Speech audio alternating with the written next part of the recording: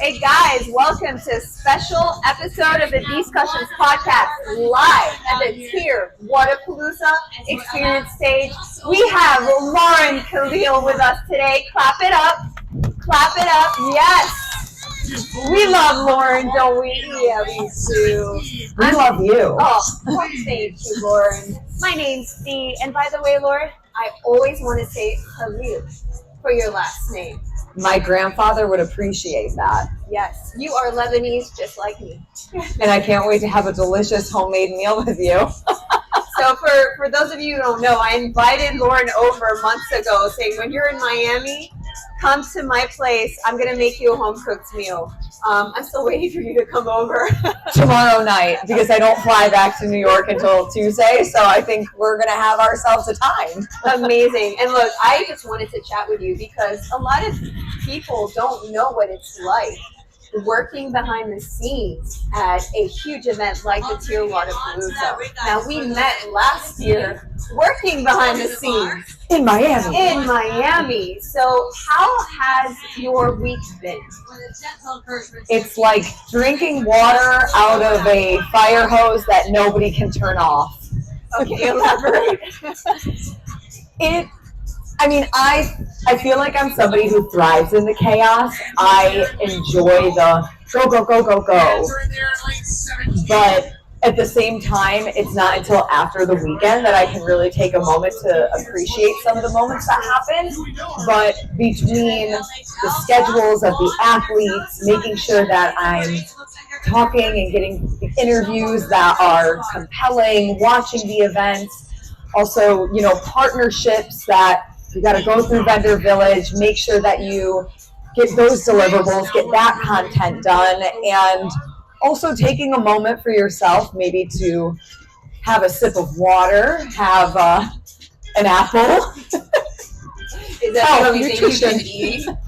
This morning I actually had an actual breakfast, so I'm fed and caffeinated so far this morning. All right, perfect. So it's like 9 a.m., guys, just for those listening to this on the podcast, just to get some context. She's ready to go, but for about, like 2 hours?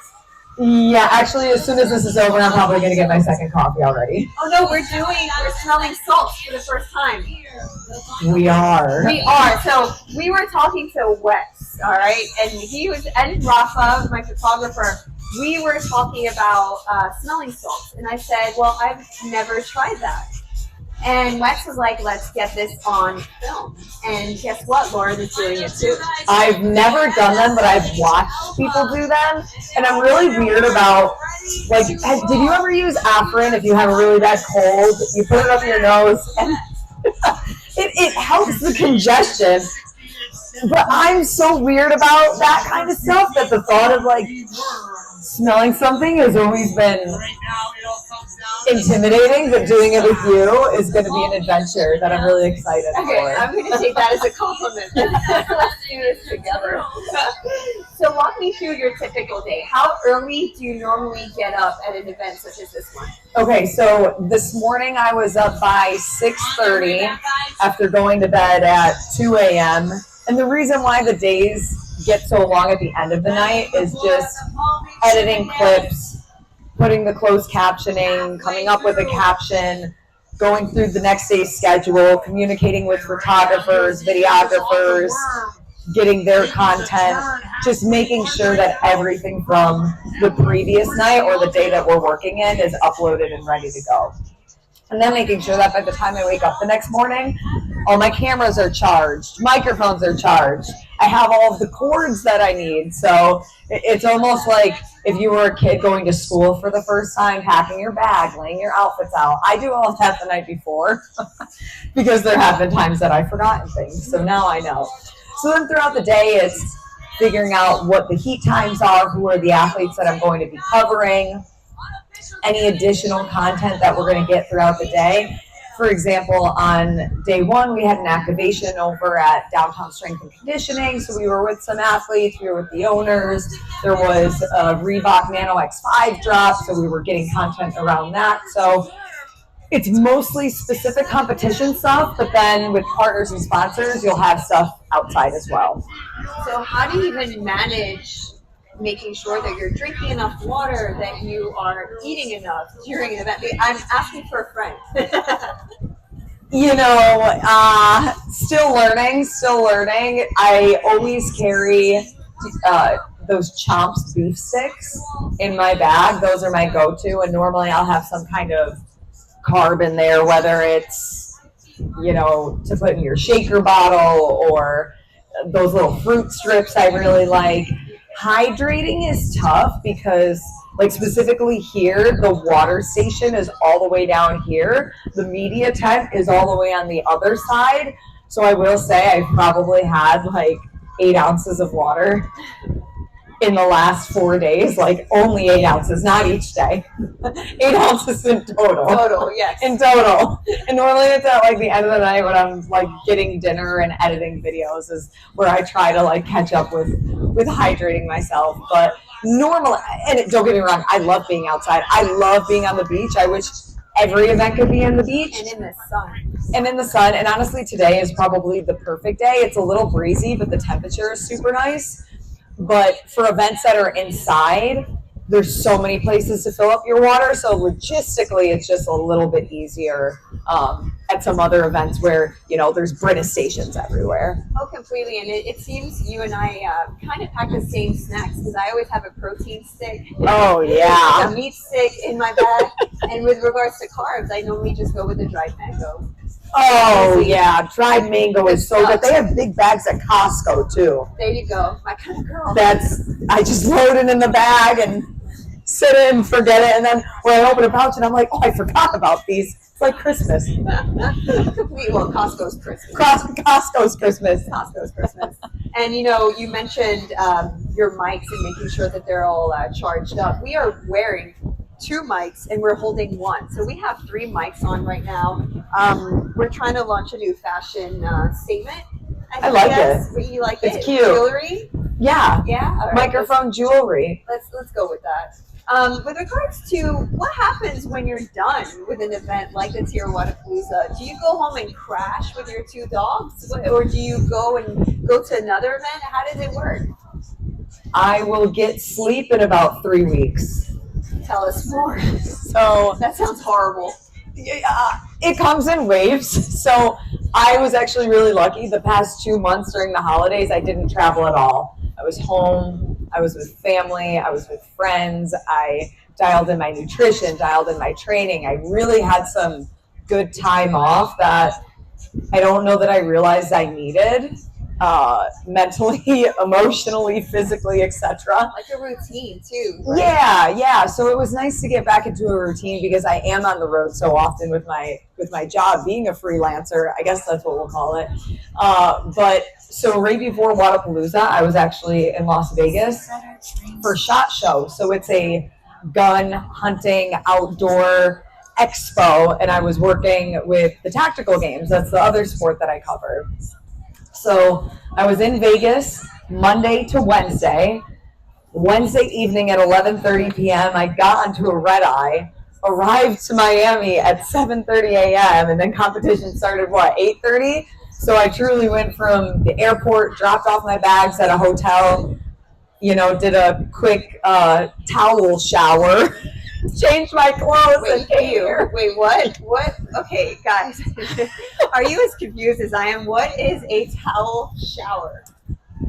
You get like a washcloth, you put some soap and water, you don't actually get in the shower, and you just get rid of some of the stink. Yeah, no, I don't know, but okay. Let's in case of emergency, and you don't have time to actually wash yourself. All right, and I hugged you that day, so we're going to move on from this. Okay, so here's the thing. The amount of athletes that hug me when they come off, because I know so many of them, because I talk to them all the time, with or without a camera. Do not they hug me blame with it on their them. sweat, so that day it was really easy to be like, yeah, a lot of athletes just like, my shirt has all of their sweat soaked into me. Nobody knew it was Vegas sweat. Okay. Well, I don't even know where to go from that. Okay. Transitioning now to the new venue here in Miami Beach. What do you think about this venue?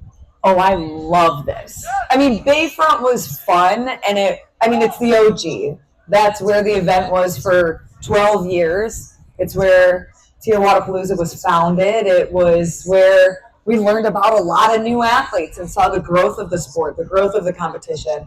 But this vibe reminds me a lot of SoCal that they had out in California this year.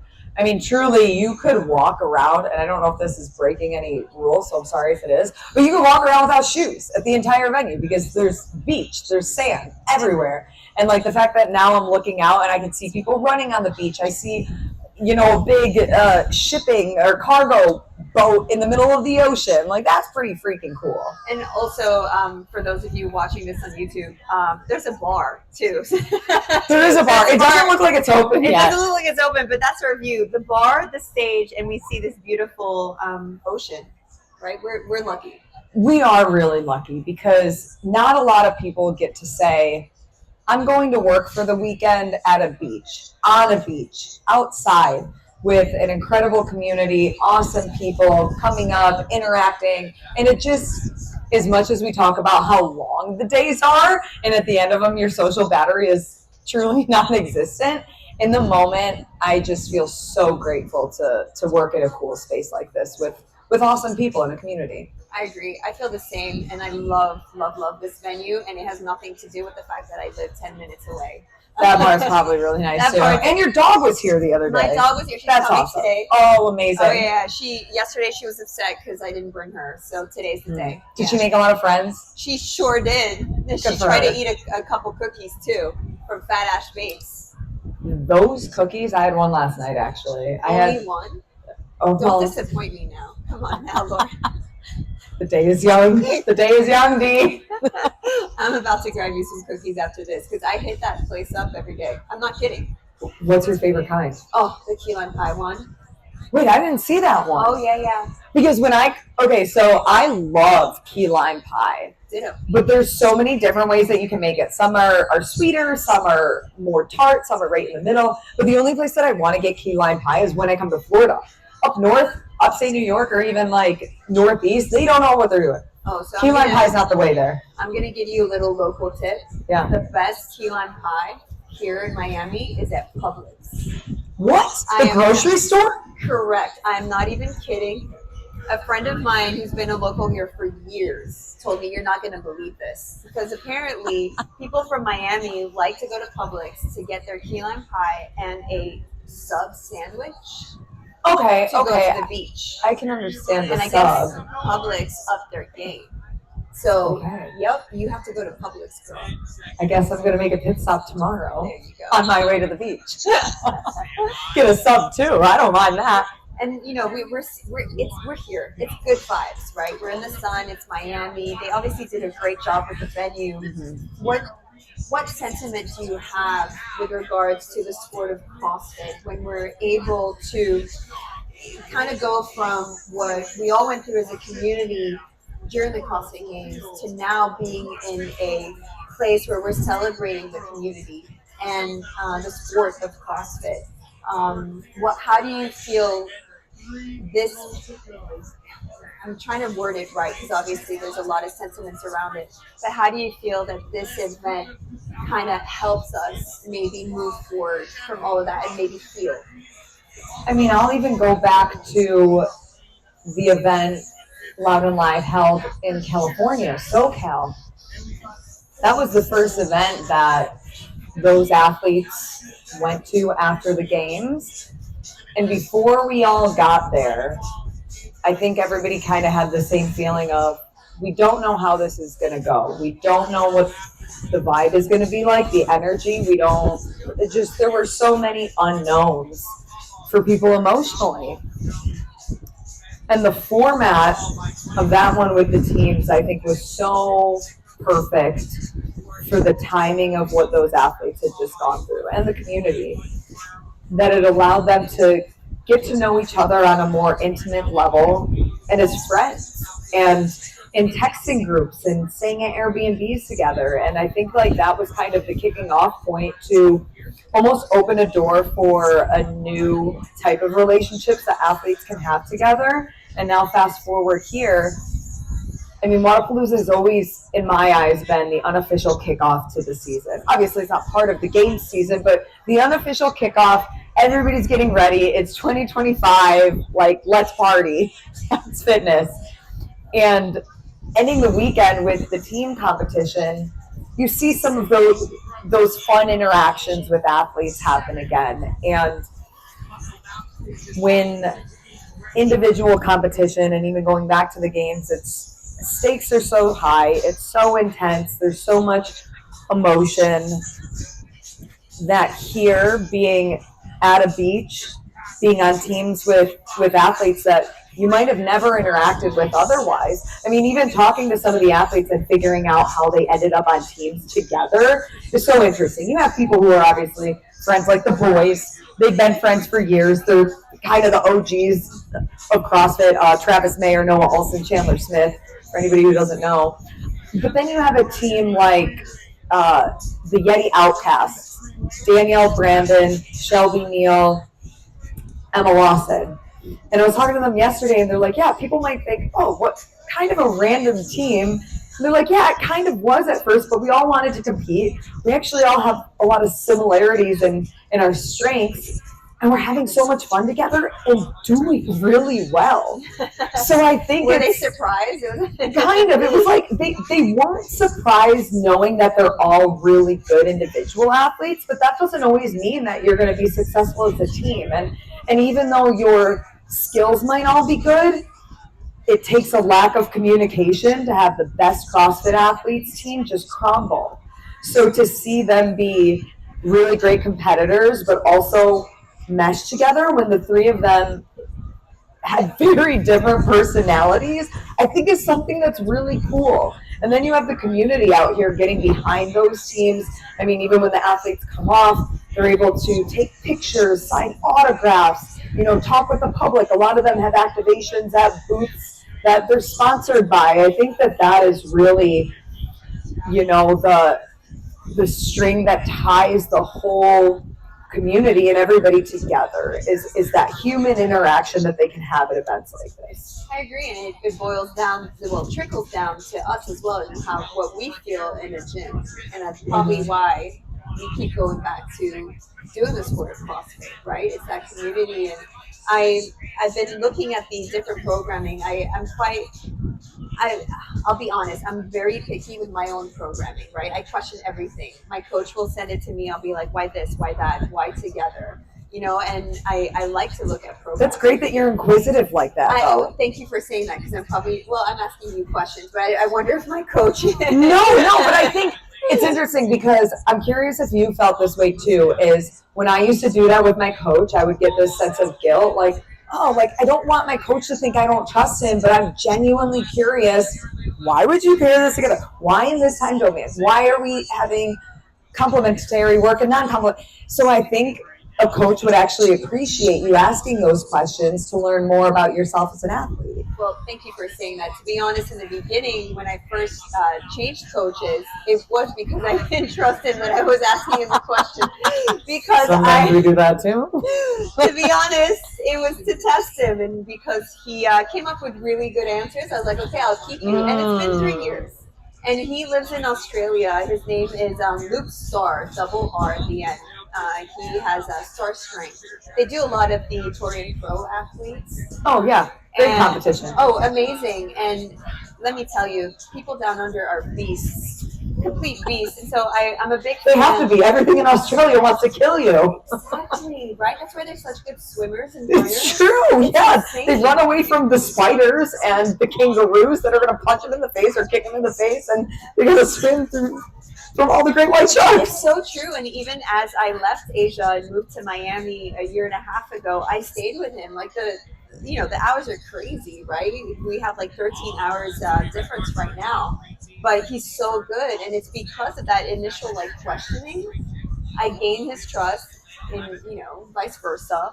And since then we've been working together for, a total of 3 years, but to get back to programming, like I said, I'm picky, and I'm loving the programming this weekend.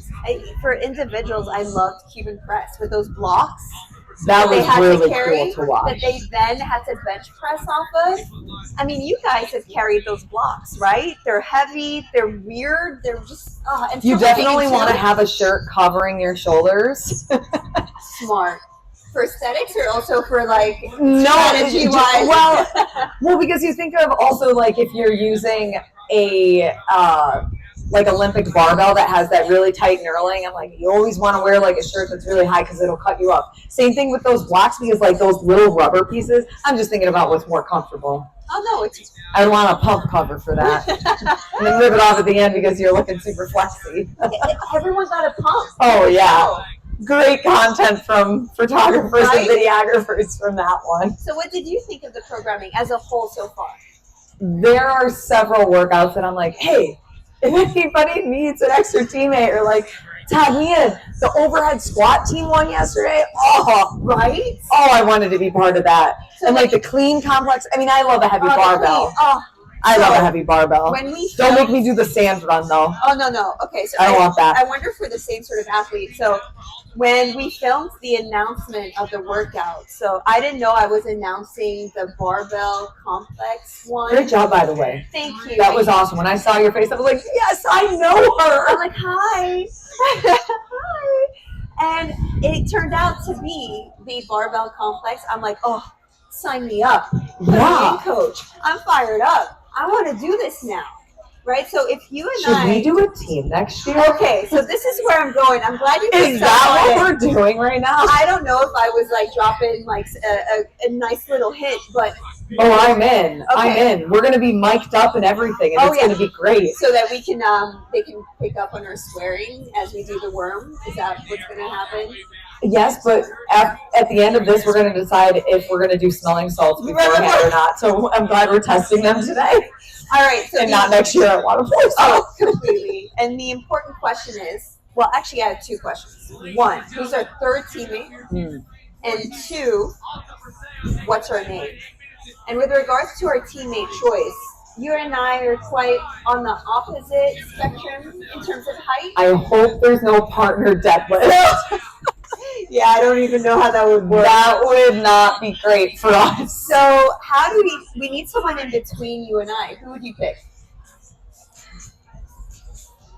I mean, the person who I want to pick, she's also short, Is it just Presley. okay? And I also know that if there was a run, she would suck it up for us. Okay, so we need to be strategic. Who are we going with?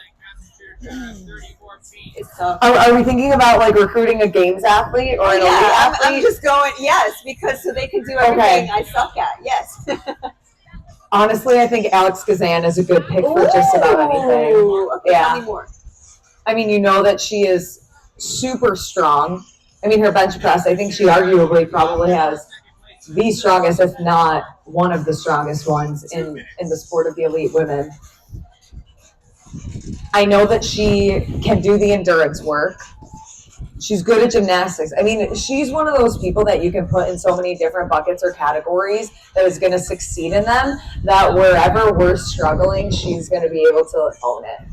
Perfect. She doesn't really have big holes. Okay, I like this. And what about her name? What are you thinking? It has to be something with I'm so bad at this. I normally ask AI. like kebab girls. Oh, I like that. Because shawarma's like really hard to say, especially the right way. I Shawarma. kind of want to listen to the MCs try, though. I'll put the phonetics in for you guys because I know what happens when people don't do that. So, here's a funny joke. Well, it's not really a joke. It was my reality. Yeah. So So it is funny. So it's funny now, but in the moment it was not funny.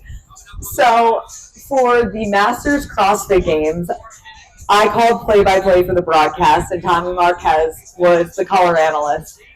So way beforehand, I asked the event directors, Joe and Bob, two amazing humans, hey, can you send out a spreadsheet to all of the athletes where they put the phonetics of their name? Because again, like people are from all over, and I don't want to assume anything. Can you please send this out? The only athletes to put the phonetics of their names was like a John Smith. Athletes that had, again, I'm white, I am from upstate New York. Yes, my dad's side of the family is Lebanese, but I lack accents when they're not names like John Smith. So I need you to write out the pronouncers. And there was this, I think, like, is it the German alphabet that has different letters? Yeah. Okay, yeah. And whoever it was, he put next to it, like where it said, spell it out how it sounds, pronounced as written. And I'm just like, no, it is not. So what did you end up So then doing? I'm going on YouTube and like typing in the name because sometimes they'll have people like say it from that country. And, you know, I did my best, but it wasn't great. Look, you just do your best. Oh, People just murder my name all the time. Even Deanne, they just call me Diane, which I completely understand. That's why I'm like, just call me Dee. yeah. Then my last name, it hurts. It hurts, but then I understand. Not everyone knows it actually means Jonathan in Arabic. Really? Yeah, Younes is Jonathan in Arabic. Oh, that's So kind of maybe cool. I'm just D Jonathan. There you go. D. Jonathan. D Jonathan. I love that. So who's in charge of telling Alex Gazan that she's in her team? Oh, I'll let her know today. Okay, so Kebab Girls. Kebab girls Kebab Girls. with a side of hummus. Oh, yeah. Wait, who's the hummus? I think Alex is going to be the hummus. Kebab, yeah, because she's not one of these. Oh my God. Okay, we're just onto something. We need to make T-shirts and everything. Oh, absolutely. Okay, you need to tell her this. I'm going to start organizing this. This is going to be great. Well, Kebab girls with the side of hummus. well, on that note, I'm getting hungry. I don't know about you guys. I just want to thank you, Lauren, for this lovely chat. I love catching up with you. I love spending time with you. You are a girl's girl, and I appreciate you very much. Thank you. Thanks, Dee. I feel the same about you. Everybody give her a like and a follow. Vice versa. Thanks, guys, for listening. Yeah. I love you.